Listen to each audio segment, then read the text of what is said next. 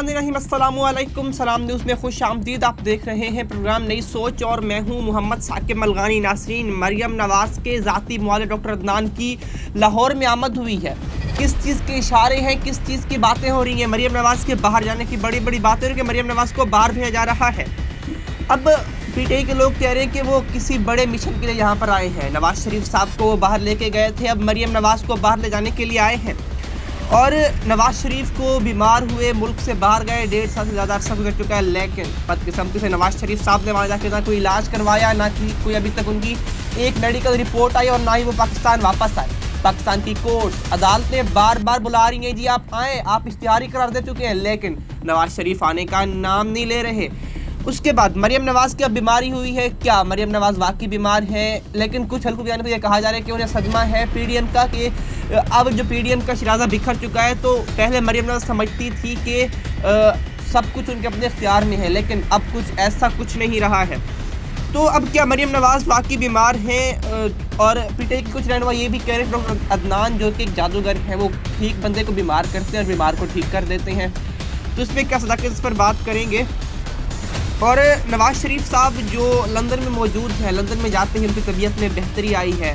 क्या मरियम नवाज़ को कुछ ऐसा ही सीन होने जा रहा है, या इन सब पर बात करेंगे। और दूसरे सेगमेंट में बात करेंगे जो भारत के हवाले से कि भारत के अंदर तिजारत शुरू कर दी गई है पाकिस्तान की तरफ से, इस पर दूसरे सेगमेंट में बात करेंगे। पहले मरियम नवाज़ का मैं आपको ट्वीट सुनाता हूँ। मरियम नवाज़ ने ट्वीट में कहा कि चंद दिन बीमार क्या हुई कांपती लड़ती हुकूमत को ये उम्मीद हो गई कि शायद मरियम इलाज करवाने बाहर जाने लगी हैं।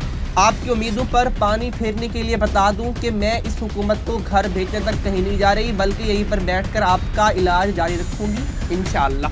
अब ये ट्वीट किया। अब सवाल ये कि मरियम नवाज़ को जाने का कह कौन रहा है? किसने ये कहा कि मरियम नवाज़ बाहर जाए? कोई हुकूमत के जुमान ने कहा कि मरियम नवाज़ बाहर जा रही है? वो कहते हैं कि जिसको जाना होता है वो खुद ही बात करता है। खैर, इस पर बात करेंगे और अपने मेहमानों का तारुफ करवाते हैं। मेरे मेहमान मेरे साथ मौजूद हैं इजाज़ साहब जो कि पीटीआई के कायम मकाम सेक्रेटरी हैं, नायब सदर हैं, और कर्नल रिटायर्ड वसीम साहब मौजूद हैं, तजिया कार साफ़ी हैं। सर, बहुत शुक्रिया आपका दोनों मेहमानों का ज्वाइन करने के लिए। लेकिन पहले एक ब्रेक लेते हैं, ब्रेक के बाद वापस आएंगे, अपनी बात का सिलसिला शुरू करेंगे। ब्रेक का टाइम हुआ है। मामा बस थोड़ी देर रह गई, जल्दी बस थोड़ी देर है, इसे टेबल पे रखो। अच्छा, मैं रखती हूँ। बाबा, पकौड़े समोसे, बट इट्स इफ्तार टाइम। मैं बनाती हूँ, चल।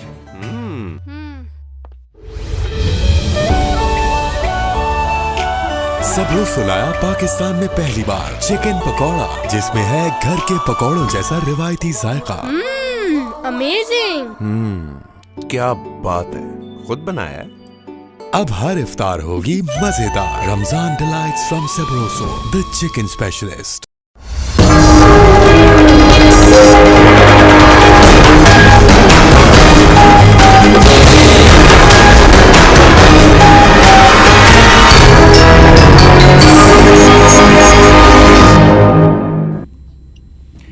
जी, तो वेलकम बैक नाज़रीन। अपनी बात का आगाज़ करते हैं। सबसे पहले इजाज़ साहब, मैं आपकी तरफ आता हूँ। अस्सलाम वालेकुम सर।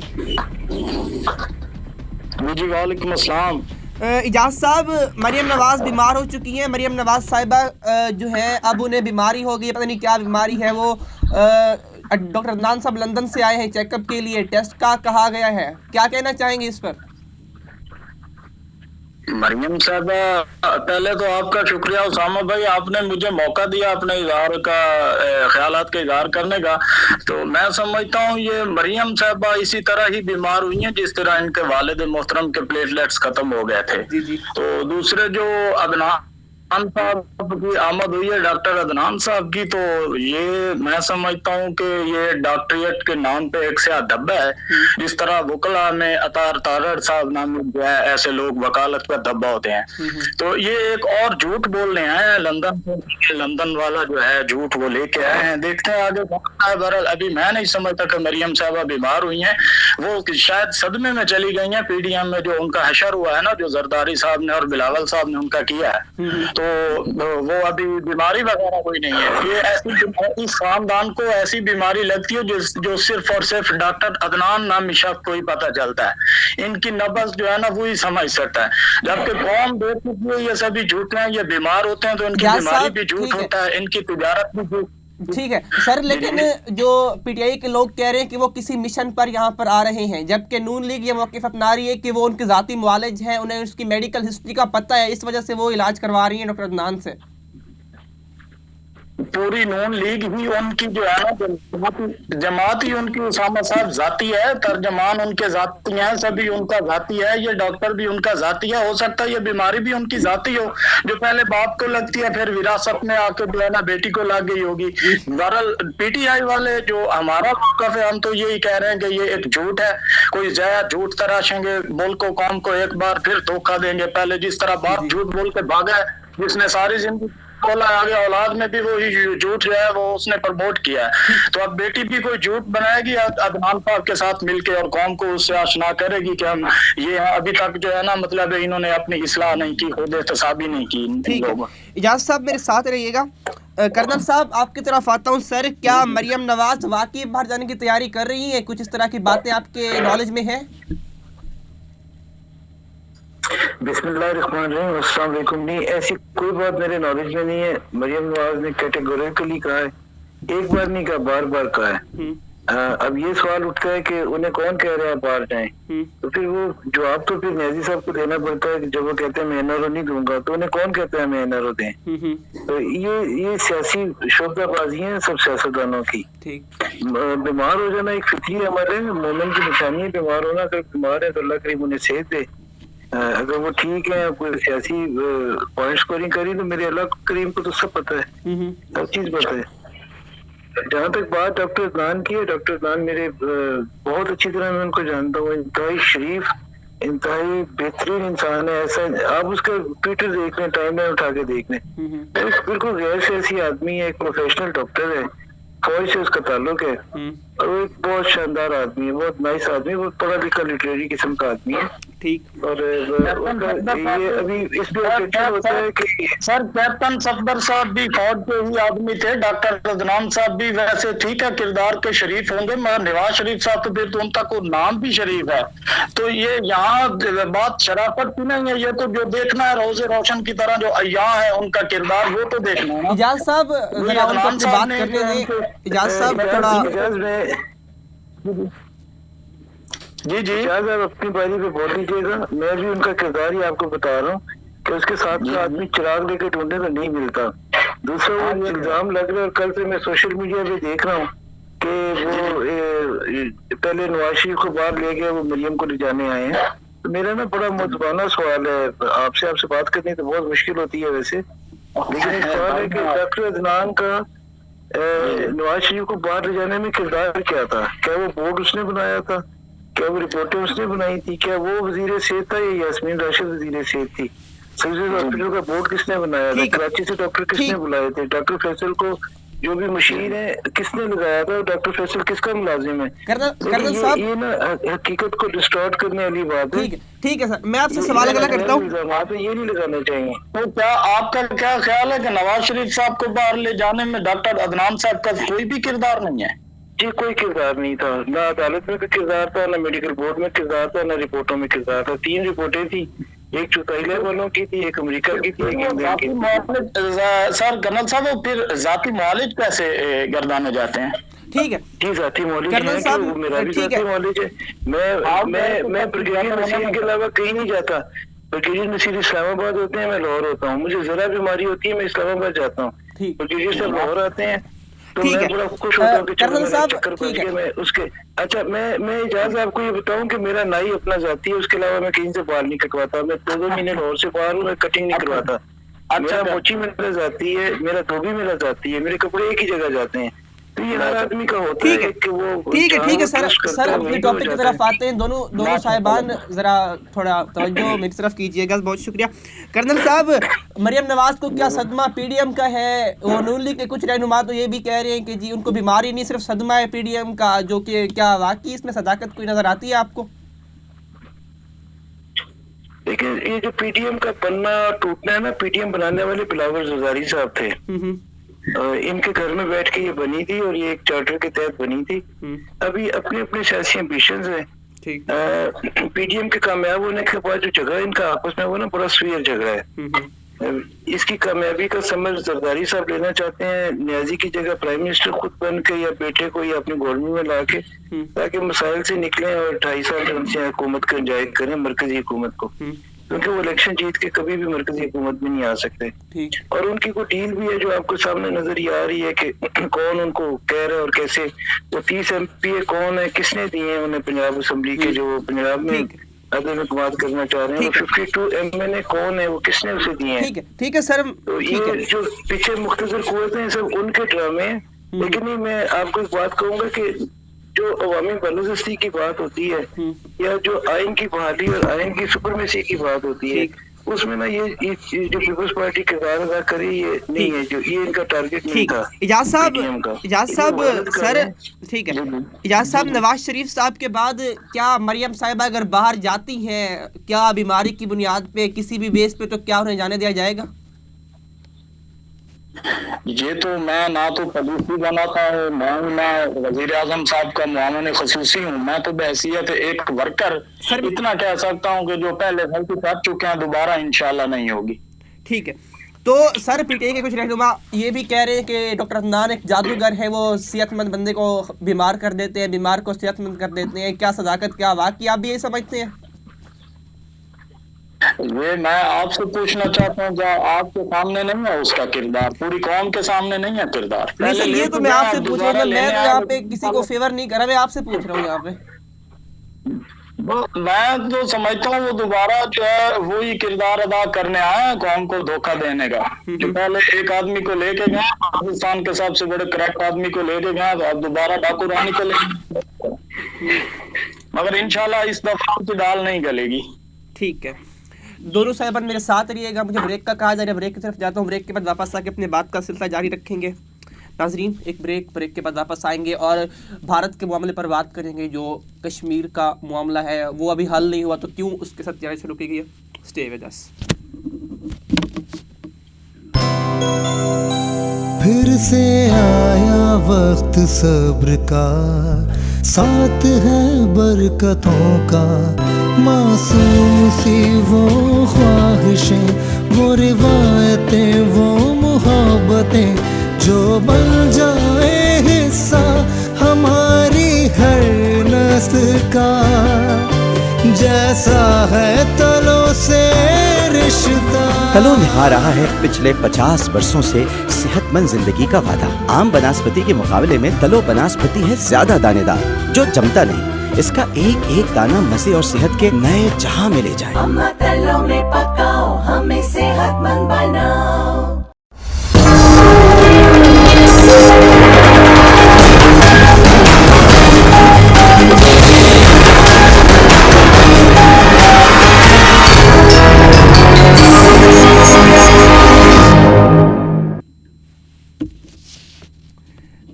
जी, तो वेलकम बैक। अपनी बात का दोबारा आगाज़ करते हैं। और नाजरीन, भारत के साथ किस बुनियाद पे ताल्लुकात को दोबारा शुरू किया गया है? क्या ये वही भारत नहीं है जो कश्मीर पे मजालिम ढा रहा है? क्या ये वही भारत नहीं है जो कश्मीरियों का कत्लेआम कर रहा है? क्या ये वही भारत नहीं है जिसने आर्टिकल 370 को ख़त्म किया था? तो इसके साथ हम किस तरह अपने ताल्लुकात को मजबूत कर सकते हैं? वज़ीर आज़म साहब कहते थे कि इस भारत के साथ कोई बात नहीं होगी जब तक कश्मीर का मामला हल नहीं होगा। वज़ीर आज़म साहब कहते थे कि नित्य शहरियों की जान जा रही है, हम कोई बात नहीं कर सकते भारत के साथ। अभिनंदन का मामला देख लें, इसके बाद जी कलभूषण का मामला, भारतीय जासूस, ओवरसीज मुआहदों की खिलाफ वर्जी, भारत क्या क्या गलत इकदाम नहीं कर रहा। उसके बाद हम क्यों एक ख़त के जवाब में, जो उन्होंने ख़त दिया, ख़त के बाद उन्होंने कोई अपने मज़ालिम में भी कमी नहीं लाई, हम क्यों उसके बाद ये कुछ करें? इस पर बात करेंगे। और ये भी कुछ कहा जा रहा है कि मोदी जब पाकिस्तान चल कर आए थे तो जम्मू कश्मीर में आर्टिकल 370 ख़त्म नहीं हुआ था, लेकिन उस वक्त नवाज शरीफ साहब को गद्दार कहा जा रहा था। तो इस पर बात करते हैं। इजाज़ साहब, आपकी तरफ आता हूँ। सर, क्या इस तरह से जो शुरू की जा रही है भारत के ताल्लुकात, इसे किस तरह देखते हैं? क्या इसके साथ कश्मीरियों पर जो मज़ालिम थे, क्या उनमें कोई कमी नज़र आई है जो वज़ीर आज़म साहब ये शुरू कर रहे हैं? जी जी, तो ये बात जो आपने भारत के हवाले से की है, जी जी, तो मैं समझता हूँ ये भारत जो आज इतना निडर और दिलेर बन चुका है ना, तो ये सब मियां नवाज शरीफ साहब की पॉलिसियों की वजह से हुआ है। अच्छा, तो अभी ये यकदम या अचानक नहीं हो गया ये 370 जो आप कह रहे हैं, जो उधर उन्होंने हमारा यानी मकबूजा कश्मीर को जिस तरह उन्होंने हथियाया है, तो ये अचानक नहीं हुआ। ये सज्जन जंदाल की बगैर वीजा के पाकिस्तान आने में पॉलिसियां और कुछ वो खुफिया मुलाकातों का असर है जो अब ज़ाहिर हो रहा है। और ये नाना साहब की नवासी की बेटी में मोदी साहब का बगैर वीजे आपकी तल्लाकात काम करने का जो है ना, वो अब आसार नुमाया हो रहे हैं। ये दो दरारें ये जो ना ये अब ज़ाहिर हो रही हैं। अब ये तो हम तो इनके धोने धो रहे हैं, देखे ना ये अभी महंगाई का भी शोर मचाया हुआ है इन्होंने। तो इस महंगाई का सबको पता है, सबसे ज्यादा जो महंगाई की बुनियादें रखने वाले हैं वो कौन थे। अभी इलाकाई सतह पे सार्क ममालिक की सतह पे आप आ जाएं, यहाँ भी जो पाकिस्तान से बाहर और पाकिस्तान के अंदर जो हालात पैदा हो चुके हैं, इनकी बुनियादें रखने वाले कौन है आप सभी जानते हैं। 2.5 सालों में हमारी पॉलिसियां नहीं है तो इंडिया हमसे कश्मीर ले गया या अब हम तिजारत करने लगे। हमारे वजीर आजम साहब का या पीटीआई के किसी सरकर्दा रहनुमा का बता दें, अगर हमारा भारत में कोई कारोबार है, कोई शुगर मिल है, कहीं हमारे शेयर्स हैं, भाई उधर तो रिश्तेदारियां भी हैं, तो इन्हीं लोगों की हैं, हमारी तो नहीं। हम तो भारत के दुश्मन थे हैं और इंशाल्लाह रहेंगे।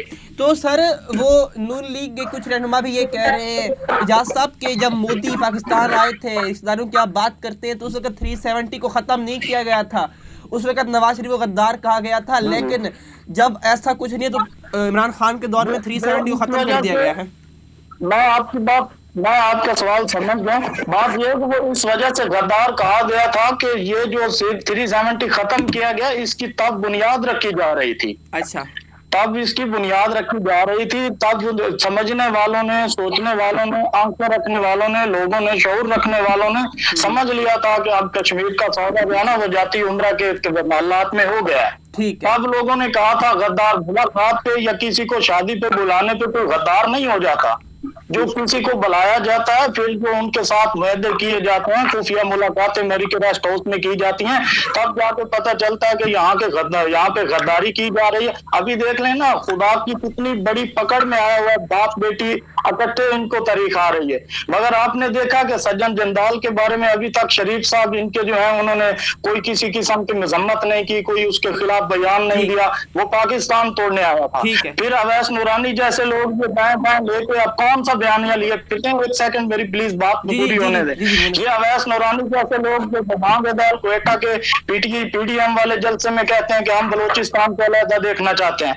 नस्ल दर नस्ल गद्दार आने वाले, उम्मत का नुकसान करने वाले महमूद खान अचकजई जैसे लोग इनके पीडीएम के बड़े रहनुमा हैं, और पाकिस्तान को गुनाह कहने वाले फजल रहमान जैसे इनके लीडर बन चुके हैं। अब आपसे एक सवाल है उठाना भाई, और कर्नल साहब भी समझ रहे होंगे कि इमरान खान साहब का या पीटीआई का इनके झगड़ा क्या है। ये अभी इन्होंने कभी अपने कारकुनों को या आवाम को बताया कि हमारे साथ इनका झगड़ा क्या है? क्या इमरान खान साहब की इनके साथ कोई जातियात है?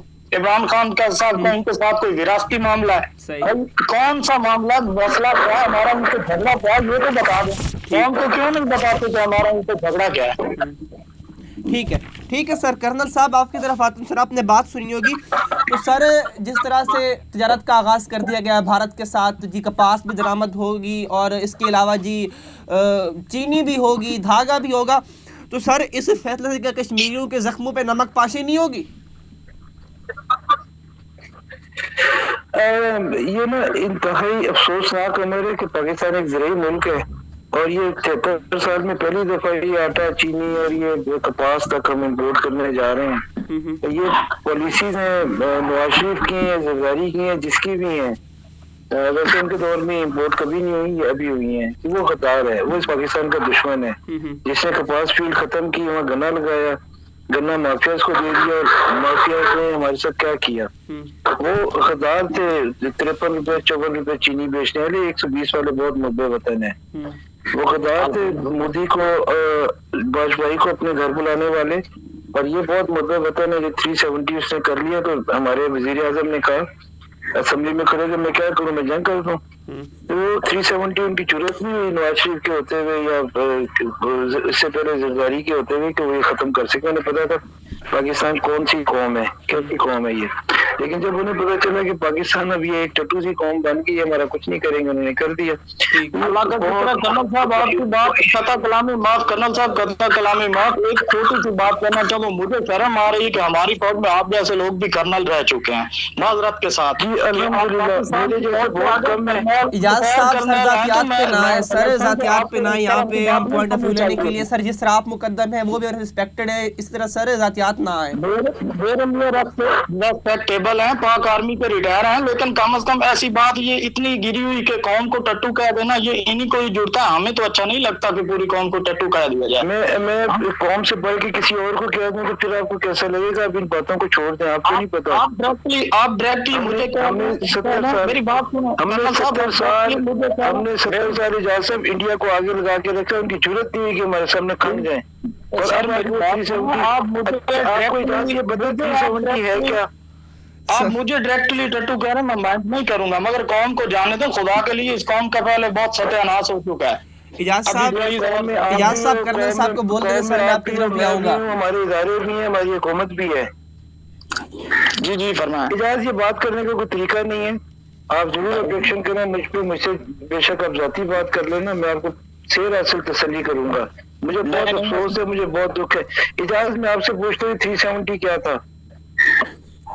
यही हकूक जो जब ये वो उनका जो शेख था कौन जिसने उधर उनके साथ इल्हाक किया था, तो उस वक्त तहफ़्फ़ुज़ का उनका आर्टिकल जो नंबर दिया गया था वही था। और क्या ये मोदी या इमरान खान क्या आपस में दोस्ती का था कि ये खत्म हो जाएगी, तिजारत शुरू करें? नहीं, आपको बात का नहीं पता। ये अक़वाम मुत्तहिदा में इंडिया लेके गया था इस मामले को।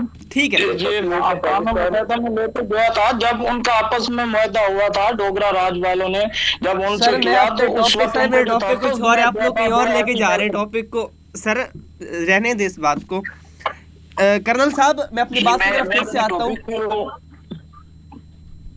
उसामा, मैं अपने टॉपिक पे हूँ। मैं अब ये बताना चाह रहा हूँ कि ये 370 आर्टिकल था, ये जब अक़वाम मुत्तहिदा ने एक फैसला किया था ना कि यहाँ हक़ खुद इरादियत कश्मीरियों से पूछा जाएगा, ठीक है, और उस वक्त तक एक किस्म का स्टेटस खो दिया था कि ना ये पाकिस्तान का हिस्सा होगा, राय का हक मौजूद है ना, तस्लीम किया था उन्होंने। राजा साहब, जो सवाल सर मैं पूछना ये चाह रहा हूँ कि भारत के एक खत के जवाब में जो मोदी ने पाकिस्तान को दी मुबारकबाद जो पाकिस्तान पर, उसमें इतनी नरमी दिखाना सर मेरी समझ से बाहर है ये चीज।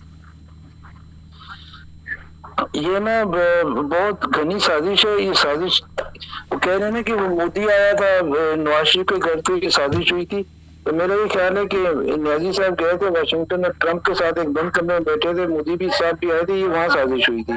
और ये इमरान साहब के जो हुकूमत में आने से पहले 3 हिस्सों में बात करने का कॉलम लिख चुके हैं अखबार में कि कश्मीर का हाल है 3 हिस्से। अब ये उसी तरफ ना तेजी से जा रहे हैं कि हिस्सा इंडिया में चला जाए, एक हिस्सा पाकिस्तान में आ जाए और एक हिस्सा इंडिपेंडेंट हो जाए जहाँ पे अमेरिका आके बैठ जाए। और वो जो हिस्सा जहाँ उन्होंने अमेरिका को बिठाना है, वो चाइना को भी पता कहाँ बिठाना चाह रहे थे, वहां से तो उन्होंने भारत को भगा दिया। और वो हिस्सा वो है जहाँ से हमारे दरियाओं के हेड आते हैं, वो हिस्सा ये है जो हमारे चीन के बॉर्डर के सामने लगता है। तो ये ना एक बड़ी घनी साजिश है पाकिस्तान के खिलाफ, और ये एक साजिश नहीं है। हमें बड़ी सख्त मायूसी है हम लोगों को इस मौजूदा हुकूमत की, इसकी गवर्नेंस की, इसकी पॉलिसीज की, कि पाकिस्तान को कहाँ लेके जा रहे हैं। आखिरी सवाल मेरा टाइम खत्म, इजाज़ साहब आपकी तरफ आते हैं, सवाल आपसे पूछना है। ठीक है कर्नल साहब, ठीक है। इजाज़ साहब, कश्मीर की बात होती है, कश्मीर में इतने मजालिम शुरू किए गए, ठीक है, आर्टिकल 370 चेंज किया गया, जिसकी गलती थी जो था एक साइड पे रखा गया। वज़ीर आज़म साहब कहते थे मैं उस वक्त तक भारत से बात नहीं करूंगा जब तक कि कश्मीर का जो 370 है वो बहाल नहीं होता है। तो सर फिर क्यों शुरू की गई तजारत, क्यों चीनी को इम्पोर्ट किया गया, क्यों धागे को इम्पोर्ट किया गया, सर इसकी क्या रीज़न है?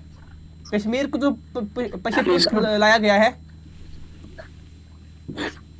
उसामा, पहले तो यह है कि यहाँ चीनी के तमाम कारखाने नून लीग और पीपल्स पार्टी वालों के हैं। हमारे सिर्फ अगर जहांगीर तरीन साहब के थे तो वो अब आपको पता है हुकूमती मामलात से और पार्टी मामलात से निकाल दिए गए हैं। सर मैं कश्मीर की बात कर रहा हूँ, इसको छोड़िए, आप कश्मीर की बात पे आए ना। नहीं, आपने चीनी की भी बात किया है, मेरा दिल है पहले थोड़ी सी चीनी के बारे में बात कर लें, बाद में फिर कश्मीर जो है, कश्मीर कहीं नहीं जाता इंशाल्लाह, कश्मीर हमारा है और हमारी शाहराग है, हम इंशाल्लाह एक दिन आजाद करवाएंगे। अगर 30 सालों में जिन्होंने उनके साथ तिजारत की और कश्मीर के बारे में एक बात भी नहीं की, उनके उस दौर में कश्मीर कहीं नहीं गया, तो इंशाल्लाह ताला जमीन के नक्शे पे कश्मीर मौजूद है, यहाँ से इंडिया उठा के आसमान पे नहीं ले जाएगा। ये तो यहाँ से कश्मीर की बात करते हैं सर इजाज साहब, ठीक है, बात आसमान पे ले जाने की नहीं है सर, बात हो रही है कि कश्मीर के साथ, सर कश्मीर के साथ नरमी की गई, कश्मीर पे जो मजालिम किए गए, जो वहाँ पे अभी तक कर्फ्यू लगा हुआ है, वहाँ पे उनको बाहर निकलने की आज़ादी नहीं है, तो सर ये अपनी जगह पे बहाल है, हमने तल्लुकात बढ़ाना शुरू कर दिए, सर ऐसा क्यों कर रहे हैं हम? कोई तल्लुकात नहीं बढ़े, अभी तो बातचीत चल रही है, इधर उधर से शुरलियां छोड़ी जा रही हैं, कोई आपने देखो कोई प्रॉपर मुलाकात हुई है खान साहब की उनके साथ, या हमारे वजीर खारजा साहब मखदूम साहब उधर गए हैं, या उनका कोई आया हुकूमती आला ओहदेदार जिसे हमने बुलाया हो, कोई ऐसी बात नहीं। ये हम बातें ऐसी होती रहती हैं इधर उधर से, जो लोग चाहते हैं कि लड़ाई झगड़ा ना हो और ये आपस में तल्लुकात बहाल हो। क्या ये आर्टिकल खत्म होने से पहले तल्लुकात नहीं थे ना? सफारती तल्लुकात थे ना, हमारे तिजारती तल्लुकात थे, हमने राहदारी के लिए इंडिया का प्याज पहुंचाने के लिए भी हमने तमाम पाकिस्तान के बॉर्डर खोल रखे थे, तब भी तो ये सभी कुछ था, हमने एक्शन लिया। 2.5 साल हो गया अल्हम्दुलिल्लाह, अगर हमने उनके बॉर्डर बंद कर दिए, हाई कमीशन को वापस बुला लिया, उनका भेज दिया, तो इतना नवाज शरीफ साहब तो इतना भी नहीं कर सके। और अभी इब्तदाई मराहल में बातें चल रही हैं, पता नहीं कहाँ तक सदाकत है, होता नहीं होता, ये तो मैं कोई पॉलिसी तो नहीं बनाता कि मैं जो कह दूं कि ये हो जाए। मेरा दिल करता है इंशाल्लाह, जो हमारी छठी ऐसे वो ये कहती है कि खान इतना गिरा हुआ नहीं है कि नवाज शरीफ साहब की तरह मोदी को बहुत मान लेगा। सर दोनों मेहमानों का बहुत शुक्रिया हमें ज्वाइन करने के लिए। नासरीन, आज आपने आज का प्रोग्राम जाना, और आज के प्रोग्राम में हमने बात की कि जिस तरह से मरियम नवाज की बीमारी अब शुरू हो चुकी है, अब देखते हैं इसका अगला लाया मिल क्या होगा, कि मरियम नवाज बाहर जाएंगी या वो पाकिस्तान में इलाज करवाएंगी, या वाकई बीमारी है भी या नहीं है, क्योंकि उन्हें पीडीएम का बड़ा सदमा है। जो अभी तक की इतलात आ रही हैं कि पीडीएम में वो कहते थे कि हमारा राज है, हमारा बयानिया चलेगा, हमारा सब कुछ होगा, लेकिन अनफॉर्चुनेटली पीडीएम के टुकड़े टुकड़े हो गए, वो पाश हो चुकी है। कश्मीर की बात हुई, कश्मीर में कोई नरमी नहीं की गई है, कश्मीर के मामले पर जो बात की गई हमने बात की, तो वज़ीर आज़म साहब कहते जब तक कश्मीर का मामला हल नहीं होगा हम कोई ताल्लुकात शुरू नहीं करेंगे। लेकिन बदकिस्मती से अब चीनी भी वहाँ से हमारी आएगी, हमारे धागे भी वहाँ से आएंगे, हमारी कपास भी वहाँ से आएगी, तो देखते हैं कि आगे क्या होता है। तो आज के प्रोग्राम से इतना ही, इंशाल्लाह आपसे मुलाकात हुई अगले प्रोग्राम में, तब तक के लिए अपना ख्याल रखिए, अपने इर्द गिर्द लोगों का भी ख्याल रखिए। अल्लाह ने के पास।